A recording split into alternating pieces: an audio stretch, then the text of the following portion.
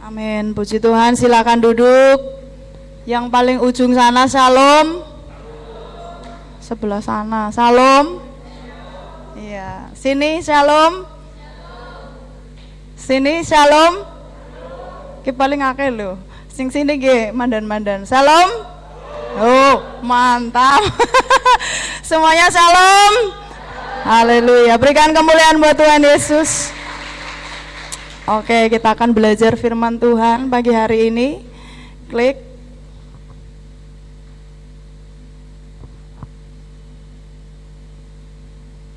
Bisa dibuka?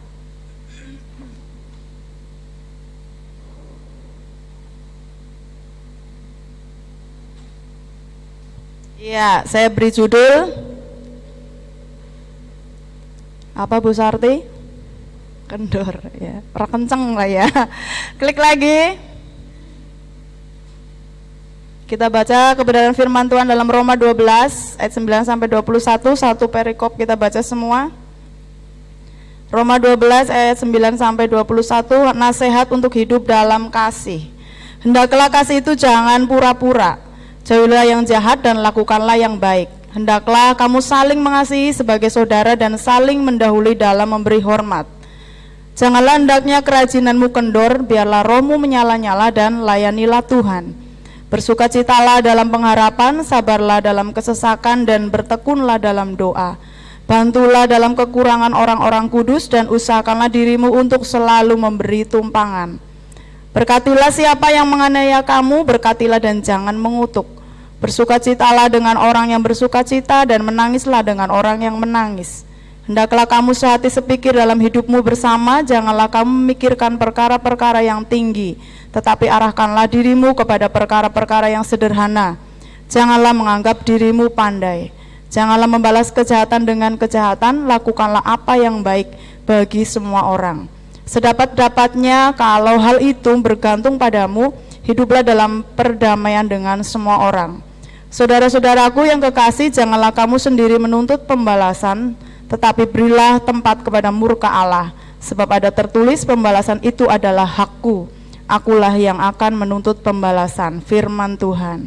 Tetapi jika seterumu lapar, berilah dia makan, jika ia haus, berilah dia minum. Dengan berbuat demikian kamu menumpukan bara api di atas kepalanya. Ayat 21 bersama-sama, 2, 3.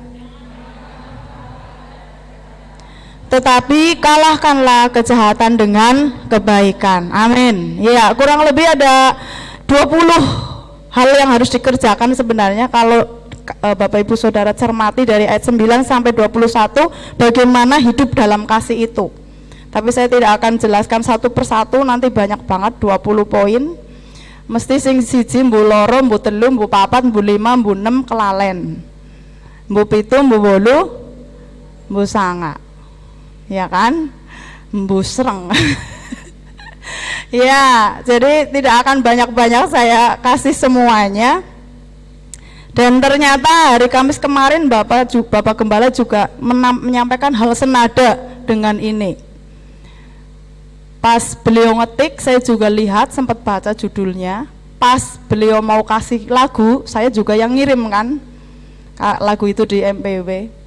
Tapi saya belum menyadari kalau ternyata ini senada dengan yang saya sampaikan. Pas baru saya duduk dengar firman Tuhan itu, saya baru lokit deneng mandan-mandan mirip dengan apa yang akan saya sampaikan hari Minggu. Saya sudah persiapkan ini.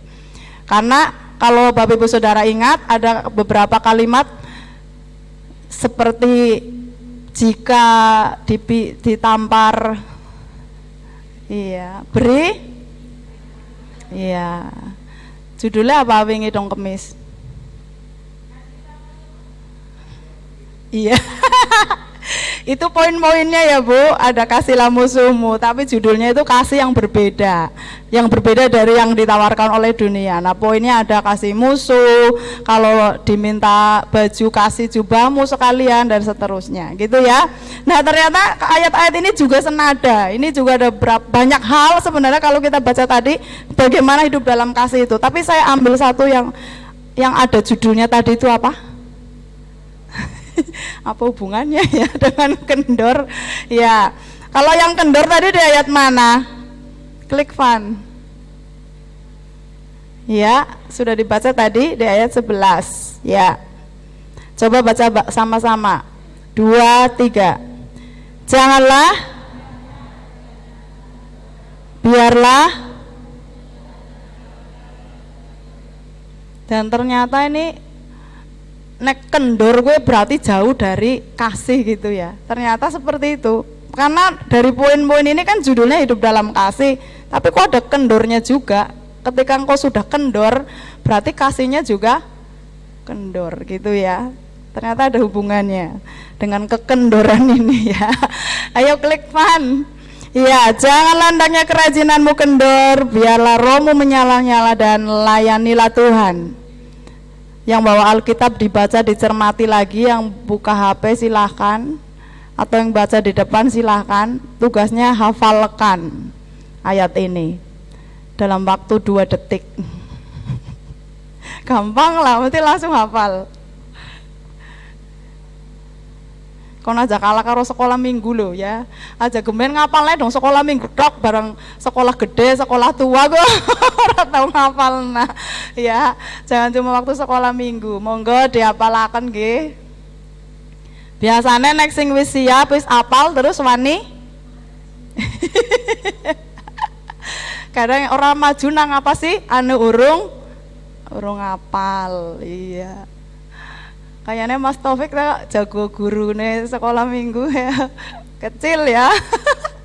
Sudah siap kayaknya. Nih saya mau ambil 4 orang dari baris sana sini 4 orang. Satu baris maju gitu. Ayo. Gak boleh nyontek ya, jangan ditampilkan nanti fun. Orang kira karo maca. Dari sebelah sana sendiri siapa? Mbak, Mas, Pak, Bu, monggo siji maju nang kene. Sebelah sini barisan sini siapa? Barisan sini juga. Yang sebelah sini juga. Siji-siji bae, dadine papat nang ngarep. Hai. Pahit.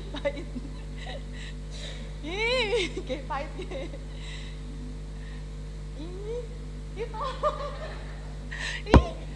Ih, Tuhan tolong. Ayo, aku wis ngerti kowe maju, Pik. Arep ngadu tawon. Makasih, Pak. Ayo, Kang Taufik perlu teman? Perlu. Iya, ini sudah dari Purwakarta sini ya.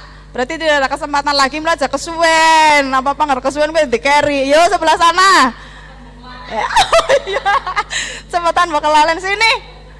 Yang bapak, yang ibu, mbak boleh, ayo belajar biar nggak sekolah minggu tok sing ngapalna karo gurune. Ngonek wis tua kelalen masalah ya. Sini yo.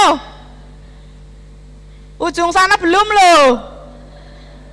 Ayo. Baru 2 ini. Apa urung ngapal? Sabar kok. Sabar. Iya. Satu lagi. Ayo satu lagi. Bu Awan ki soro sating aktif nek kan arep maju. Nah. Ayo. Cepat. Muda tua, nom tua boleh. Ayo. Iya.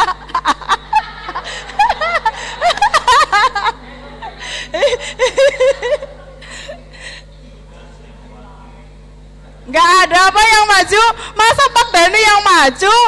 Ah, yuk yang belakang, barisan belakang kayak 5 kayak Jiro Lupat Mayu. Oh Fandi, oh, Fandi, yang belakang.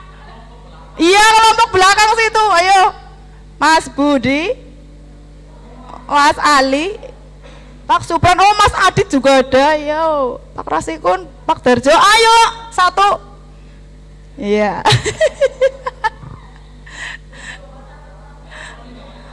Ya.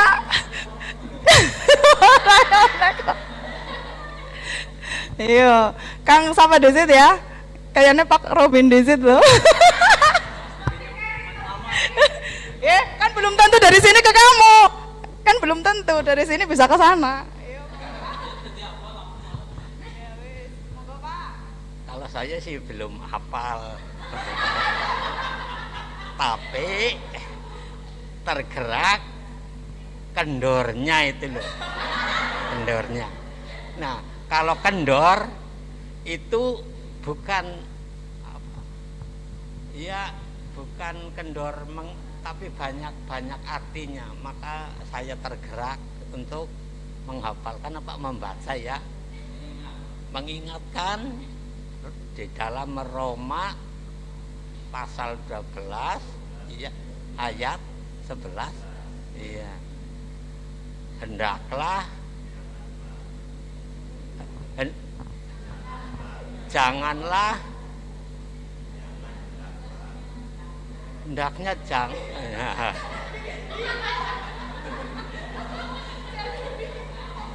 saya malah hendaknya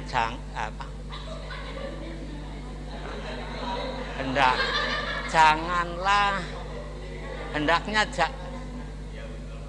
hendaknya janganlah hatimu kendor, menyala-nyala. Biarlah hatimu menyala-nyala, rohmu menyala-nyala dan melayani Tuhan. Janganlah hatimu. Oke. Iya. Pak Darso di situ. Itu tua kira.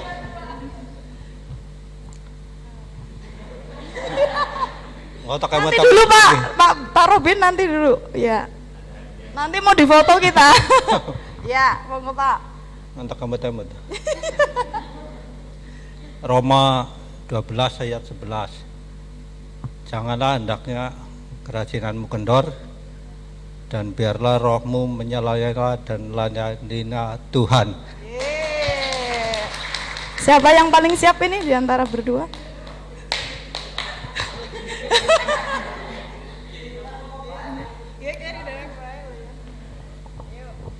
Roma pasal yang ke-12 ayat yang ke-11, janganlah hendaknya kerajinanmu kendor, biarlah rohmu menyala-nyala dan layanilah Tuhan. Ya, saya coba ya. Karena kan harus mencoba ya. Ya. Roma pasal 12 ayat 11. Janganlah hendaknya kerajinanmu kendor, biarlah rohmu menyala-nyala dan layanilah Tuhan. Ya. Jangan baca yuk, 1, 2, 3. Roma ayat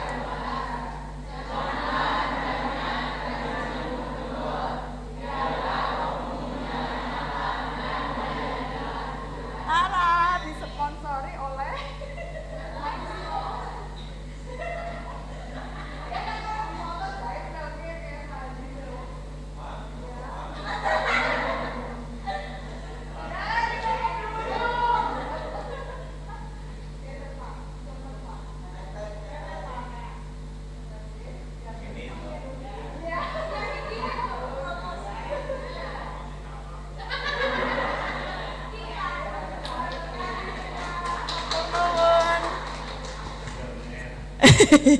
habis itu boleh sambil makan permen ya. Ya, terima kasih sudah maju. Saya harap ini membuat kita apa ya? Kalau menghafal kan paling enggak kelalene mandan suwe lah ya. Roma 12 ayat 11. Sing gawe bingung gue nek hendaknya disit. Hendaknya kerajinanmu. Karena itu jadi bingung, harusnya janganlah. Nah, itu tembe ketemu. Jangan apa Miki? Ya. Puji Tuhan, haleluya. Sudah hafal semua ya? Klik lagi. Kendor sama dengan dari kata itu ya, berarti melambat. Maunya banter banget. Suwe-suwe alon. Lambat itu alon. Nek lambat-lambat alon-alon Pak. Iya. Malah suwe-suwe mundur. Iya. Maunya banter jadi alon atau menunda dongan yang uwis tapi urung. Kudune wis rampung tapi urung. Kurang lebih kendor di situ. Terus mengurangi, harusnya wis bertambah tapi malah ini berkurang. Nah, ini Ada lagi pengertiannya semakin merosot. Jadi bukan naik tapi malah gitulah ya. Kendor, melaju, melambat. Apa, Pi? Tayo ya. Itu kurang lebih pengertian kendor ya.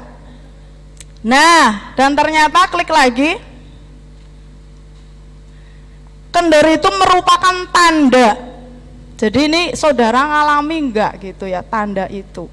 Kayak tadi mulai alon, bukan ini bukan bicara masalah usia ya atau fisik atau kekuatan kita yang sudah sepuh mungkin jadi alon ya, bukan seperti itu. Nah, kalau ketika kita ngalami itu sesuatu yang mulai lambat, menunda, mengurangi, merosot dan seterusnya, biasanya itu tandanya kita mulai tidak nyaman. Bapak Ibu Saudara pernah pakai celana kendor? Rasanya gimana? Apakah nyaman? Mesti orang kepenak rasanya ya kendor gitu ya. Jadi ada ketidaknyamanan, itu tandanya ya. Terus yang kedua akan terjadi sesuatu lagi yang kedua ini. Nek sampai kendor gue mikir melorot. Yang kedua apa? Nah, hati-hati guys, ini mulai merasa kendor-kendor gue arep mengono gue. Tanda-tandane. Ya, pertama orang nyaman banget gitu loh ya, dipakai kok nggak jelas banget ini baju gitu atau celana gitu ya karena kendor. Terus lama-lama melorot, merosot. Itu tandanya akan dipermalukan. Hati-hati sing mulai kendor. Ya, akan dipermalukan. Orang nyaman tok tapi juga akan dipermalukan. Dan ketika mengerjakan sesuatu itu hasilnya tidak akan maksimal. Ketunggul nyekeli. Ketunggul nyekeli kolor ya, mau mengerjakan nyapu apa aja nggak akan maksimal karena ketunggul sibuk deh gitu ya. Sesuatu yang kendor yang tidak nyaman bahkan resikonya akan dipermalukan, dan ketika melakukan sesuatu hasil pun tidak akan maksimal, bahkan yang terakhir resikonya itu mengalami kegagalan, nggak ada hasil apapun. Kayak Nabi ini itu melakukan banyak hal tapi ternyata nggak ada hasilnya. Coba diulangi lagi tadi Roma 12 ayat 11, apa sih yang nggak boleh kendor? Janganlah hendaknya kerajinanmu. Ya. Jadi kalau kolormu masih mandan aman, tapi kalau kerajinannya mulai kendor, hati-hati. Tanpa kita sadari kita sudah masuk dalam area yang tidak nyaman. Dan ketika tidak nyaman ini kita tidak akan bisa maksimal dalam mengerjakan sesuatu. Bahkan risiko paling parah dipermalukan atau tidak ada hasil sama sekali. Maka sekarang mulai cek kita masing-masing, apakah kerajinan kita mulai kendor atau masih kenceng kendor ngitung benik. Karena beniknya ya hati-hati, karena ternyata ini sebuah hal yang Tuhan mau kerjakan dalam hidup kita dengan tujuan yang paling utama. Untuk apa sih kerajinan itu gitu ya, supaya jangan sampai kendor. Klik lagi selanjutnya. Nah, ini baru ada hubungannya dengan kasih kita kepada Tuhan, supaya tujuan kita untuk melayani Tuhan itu maksimal. Ya, janganlah hendaknya kerajinanmu kendor. Kenapa? Biarlah roh itu harus terus menyala-nyala, dan poin paling terakhir, dan layanilah Tuhan ke sana. Nah, ini maka ada urutannya dengan kasih. Supaya kita bisa melayani Tuhan dengan kasih kita, gitu ya.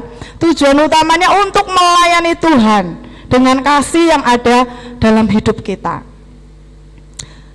Ada sebuah kesaksian seorang remaja SMP lah, yang waktu itu sudah terlibat pelayanan tapi masih kayak harus ditarik dan didorong. Nah, ada satu waktu seorang calon hamba Tuhan, belum jadi pendeta gitu ya, kayak orang yang aktif di gereja gitu ya, melayani. Terus suatu ketika membuka pos PI, dan setiap hari tertentu dalam 1 minggu itu ke tempat itu gitu. Nah, ternyata calon hamba Tuhan ini ngajak siswa SMP ini, tetapi karena biasa namanya juga masih SMP, terus berpikirnya baru pulang sekolah capek dan lain-lain, kepingin istirahat dan seterusnya. Maka tiap kali diajak ke pelayanan itu mesti ya gelem, tapi karo bebeh gue lo ya, kepriwe ya, abot lah ya gitu ya. Terus lama-lama sepertinya jadi sebuah beban gitu loh. Nah, ini saya mau sampaikan bahwa sebenarnya kerajinan itu harus terus dipupuk untuk kita bisa melayani Tuhan, tanpa harus itu adalah sebuah beban, tanpa harus merasa itu sebuah hal yang berat gitu loh. Tapi karena kita mengasihi Tuhan, maka kita terus rajin gitu ya. Kasih itu menjadi dasar kita melayani Tuhan. Maka lama, proses itu lama, enggak semudah langsung happy ya you melu ibadah melayani itu enggak semudah itu. Sampai satu waktu anak SMP ini tumbuh dewasa dan lama-lama dengan cara Tuhan mengerti arti sebuah pelayanan, dan ternyata itu memang luar biasa yang dikerjakan waktu itu, tapi urung mudeng gitu loh, karena masih hanya sifatnya ditarik dan didorong. Tapi itu ternyata terus dikerjakan, sekalipun kesel, bebek, karo gela dan lain-lain, tapi terus dikerjakan. Maka saya pernah sampaikan satu poin yang lalu, jangan berhenti, sekalipun hatimu lagi nggak karuan, tetap lakukan yang terbaik. Tuhan tahu, semaksimal kita. Seperti kemarin disampaikan juga ada banyak sakit hati, luka hati atau apa gitu ya, serahkan sama Tuhan. Selebihnya Tuhan bekerja. Ya, jadi kasih ini mendasari sebuah pelayanan. Biarpun awalnya seperti berat, nggak ngerti, kayaknya mau kesel tok oli apa sih gitu ya. Apalagi kalau bilang pelayanan, kira-kira oli apa? Orang oli apa-apa gitu, orang asing jawab. Kalau bilang pelayanan oli apa? Harta di surga ya Bu? Bukan di bumi ya? Oh iya, di surga. Kadang gue beboh Bu mulane Bu, karena oleh yang di surga, kepenginnya yang di bumi. Maka kadang nek pelayanan lah nunggu nang surga isi suwe, pikirannya gitu. Padahal sifat pelayan itu sendiri adalah wujud kasih kita kepada Tuhan. Amin. Jadi ketika kita melakukan dalam bentuk pelayanan apapun, lakukanlah untuk Tuhan. Jujur, siswi SMP itu adalah saya. Dan calon hamba Tuhan itu adalah, ada yang ingat enggak ini? Saya sebut nama, Mas Bambang. Ada yang ingat? Iya. Jujur saya jengkel banget tiap kali. Ayo Dek ikut pengen ke sana. Ngapain sih orang ini, dalam hati saya gitu. Nggak tahu apa, aku capek. Baru pulang sekolahnya ngepit loh, bukan kayak zaman sekarang naik gojek, diantar, dijemput. Kalau nggak ada yang jemput jalan kaki itu udah biasa. Pulang sekolah baru ambekan ya. Itu tiap Jumat datang kan ya. Ya kayak anak weekend ini. Ya ini orang satu rese banget inilah. Itu ya. Ayo temani ke sana. Dan itu kemana? Ke rumahnya Pak Karto yang jauh di sana, yang belum seperti sekarang jalannya enak itu, yang masih gelap, nanti pulang udah peteng. Dan naik apa? Ngepit juga. Boncengan naik sepeda saya juga yang buat SMP itu, buat naik. Ya itu paling ini menjemukan banget, ini apalah gitu. Saya dalam hati saya, orang ini repot banget sih, udah sendiri aja sana gitu ya. Tapi saya belum mengerti apa itu pelayanan, apa itu ngapa jane gitu ya. Setelah sekian lama, oh ternyata itu sesuatu hal yang luar biasa dia kerjakan. 1 jiwa, 2 jiwa dilayani, sore-sore mangkat bali peteng, enggak dapat apa-apa. Makanya saya tadi tanya, pelayanan dapat apa? Enggak dapat apa-apa. Lelah fisik iya, bahkan mungkin harus berkorban. Tapi itulah Tuhan mau, jangan kendor. Amin. Karena itu bukti cintamu sama Tuhan, itu sebagai dasar kasihmu kepada Tuhan. Kamu layani Tuhan, gitu ya. Apa yang kita bisa kerjakan, kerjakan.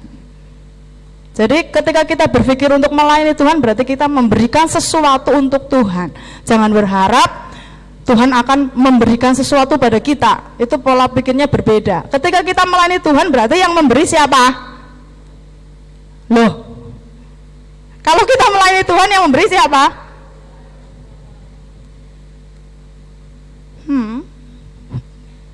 Kalau kita yang melayani Tuhan, yang memberi siapa? Kita. Mudah ngora sih? Nggak malah bingung ya, barke janganlah hendaknya kerajinanmu kendor gara-gara gue malah. Kalau kita yang melayani, berarti kita yang memberi, gitu kan? Kita yang melakukan apa yang ada dalam diri kita untuk yang kita layani, gitu kan. Tapi kadang kita jadi salah, kita melayani Tuhan tapi berharap Tuhan yang memberi sama kita. Berarti beda, kasihnya tidak seperti yang Tuhan maksud. Padahal kita harus punya kasih yang berbeda. Ya, melayani Tuhan dengan dasar kasih, semakin rajin. Kalau kita mengasihi Tuhan itu pasti semakin rajin, nggak perlu disuruh, nggak perlu dimintai tolong, sudah mengerti sendiri. Karena aku mengasihi Tuhan, aku mau melayani Tuhan. Itu wujud pengabdian kita, yang tadi sudah diberkati, sudah ditolong, sudah dilindungi, sudah dijaga dari berbagai kecelakaan misalnya tadi ya. Dari situlah muncul ide, inisiatif, kerinduan, aku mau melayani Tuhan. Bukan untuk mengharapkan sesuatu dari Tuhan, karena sifatnya itu membalas kasih Tuhan, membalas kebaikan Tuhan, seperti itu. Ya, lanjut lagi lebih jelas ini ayat 1, yang terakhir, 1 ayat ini. Kelihatan? Matius 20.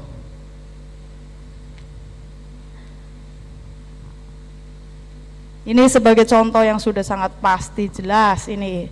Matius 20 ayat 28. Yuk bersama-sama kita baca 2-3. Sama seperti Anak Manusia datang bukan untuk, melainkan untuk melayani dan untuk memberikan nyawanya menjadi tebusan bagi banyak orang. Amin. Pelayanan Tuhan Yesus ora tanggung-tanggung.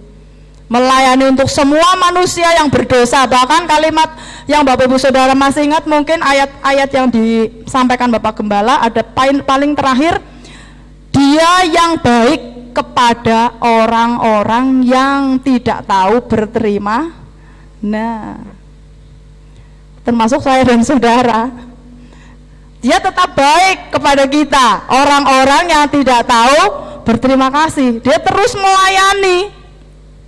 Kalimat ini jelas sekali. Dia datang bukan untuk dilayani, melainkan untuk melayani dan memberikan nyawanya bagi tebusan banyak orang. Termasuk bagi mereka yang menghina dia, bagi mereka yang menolak dia, ya, Tuhan kerjakan itu. Itu pelayanan. Dan ketika engkau mengasihi Tuhan, kita bisa lakukan. Mungkin tidak harus sampai berkorban seperti Yesus. Apa yang kita bisa berikan untuk Tuhan? Amin. Wujud pelayanan kita, kasih kita. Maka janganlah sekali-kali kerajinan kita menjadi kendor. Klik lagi, kita sama-sama baca ini bareng-bareng. Apa? Ayo. Ayo, 2-3. Sing mandan semangat. 1-2-3. Masa kayak gue jajal Pak Kuntung keberwelek. Oh, jangan kasih kendor. Jangan kasih kendor. Iya, oke. Coba kita berdiri. Gimana cara jangan kasih kendor? Kita mau tepuk semangat. Biar orang ngantuk ya. Ayo berdiri. Kan ini versi saya tapi ya. Tepuk semangat.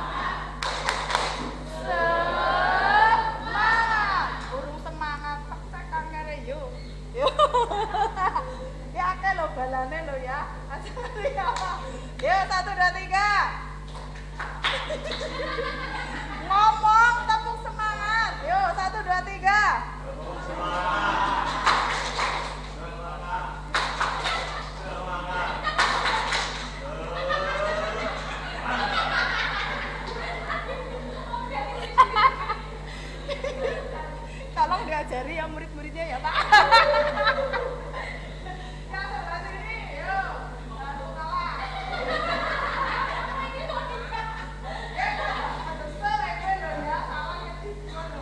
Yuk, ulangi, yuk 1, 2, 3.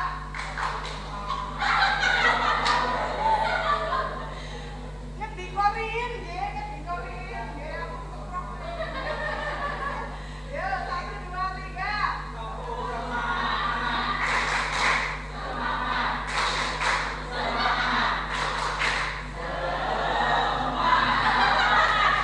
Kalau ini kita muridnya.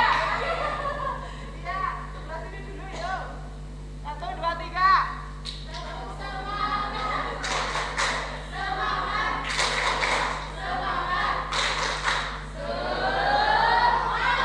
Iya, boleh lah. Yang sana yuk, sekolah.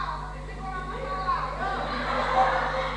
Ini lagi kan guri nih ya. Yuk, 1, 2, 3. Guri kok dewek yuk. Sini dulu. 1, 2, 3.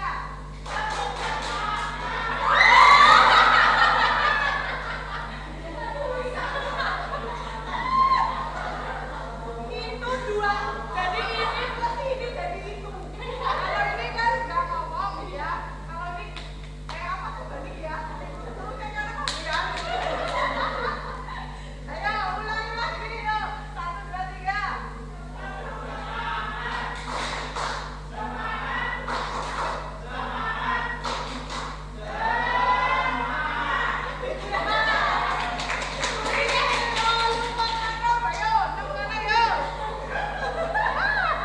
Ayo 1, 2, 3.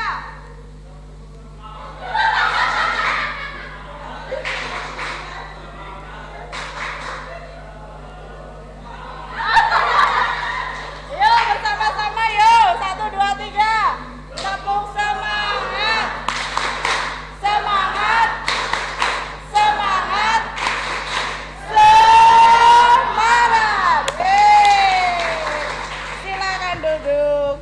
Itu artinya jangan kasih kendur. Itu ya. Harus semangat. Janganlah hendaknya kerajinanmu, biarlah rohmu menyala-nyala dan layanilah Tuhan. Satu klip kita akan lihat. Sebenarnya saya juga kurang menangkap ilustrasi ini, tapi paling terakhirnya nanti kalau mau selesai, itulah arti pelayanan, kurang lebihnya itu. Sebenarnya intinya saya juga kurang paham, tapi coba dilihat.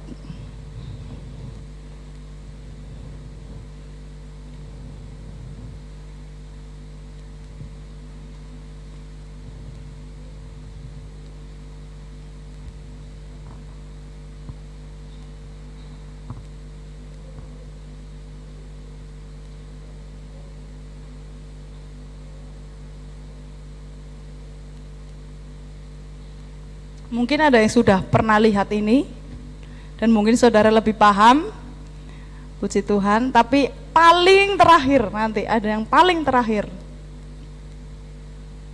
Perhatikan.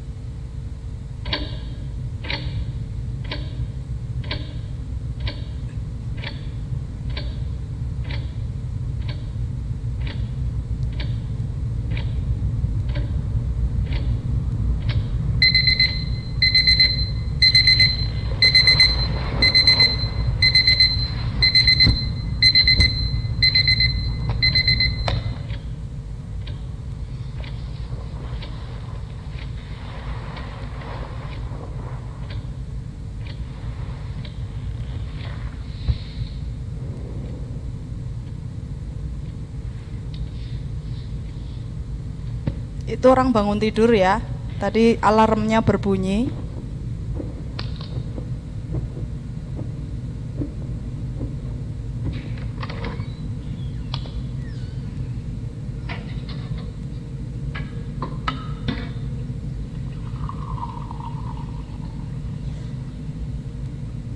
Itu lampunya orang ya.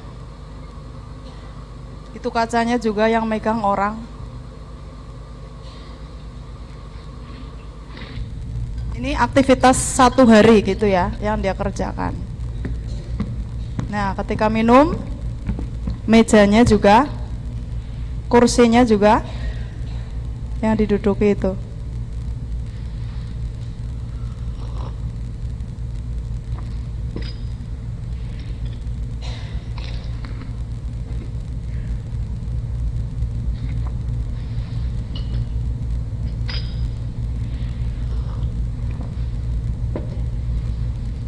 Batal ge puasane. Nah, itu yang pegang.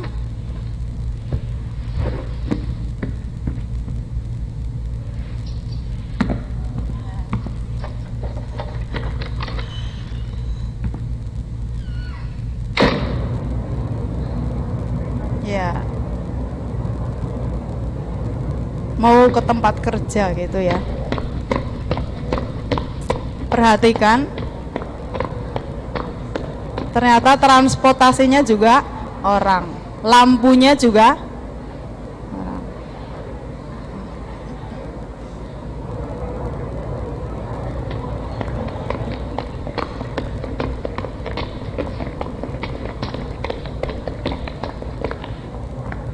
Nah, ini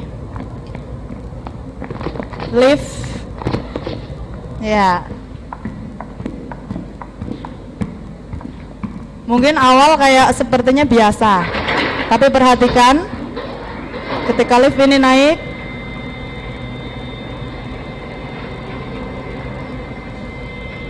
dan ternyata orang juga.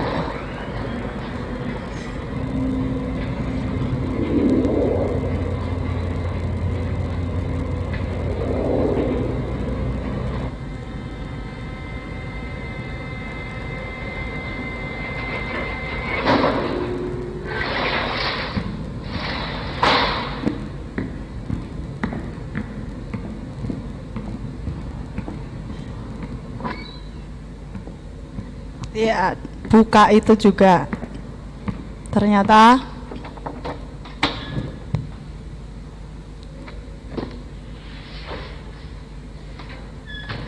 ya, orang juga. Nggak tahu nih ilustrasi akhir zaman mau kayak gini atau gimana, nggak tahu sih. Cuma ada poin paling terakhir nanti. Sebelum selesai ini nanti.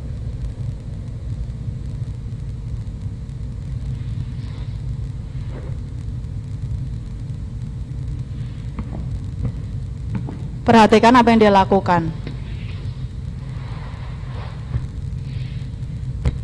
Ini yang saya ambil, prinsip melayani.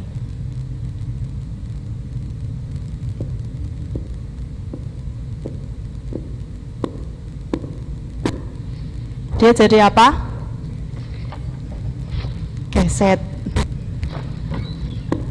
Kalau tadi dia sudah banyak dilayani, ternyata ya setelah itu dia jadi keset.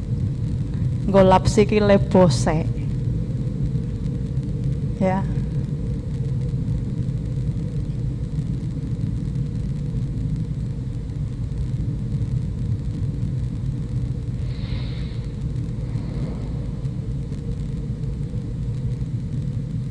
Iya.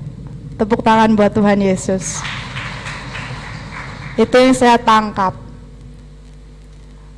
Mungkin bisa melakukan banyak hal, tapi di satu sisi dia harus menempatkan diri, tidak ada artinya, tidak ada harganya, ya, dihina, diinjak-injak, dan dia relakan di situ. Itulah prinsip pelayanan. Memberikan yang ada dalam dirinya, dia berikan itu untuk terserah sama bosnya mau dijadikan apa. Ternyata dia menempatkan diri di posisi yang paling bawah, yaitu sebagai alas pembersih kaki atau sepatu atau sandal yang paling rendah.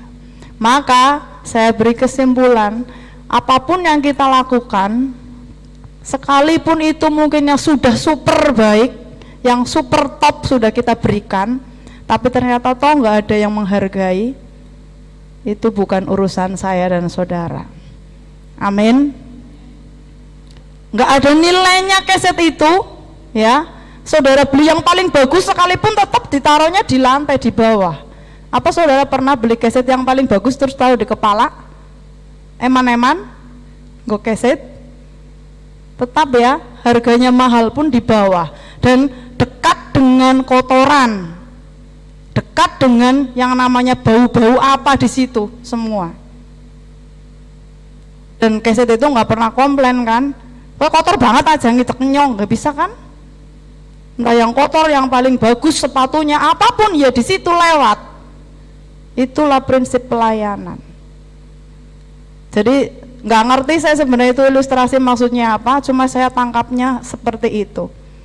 Apa yang bisa kita kerjakan, kerjakanlah.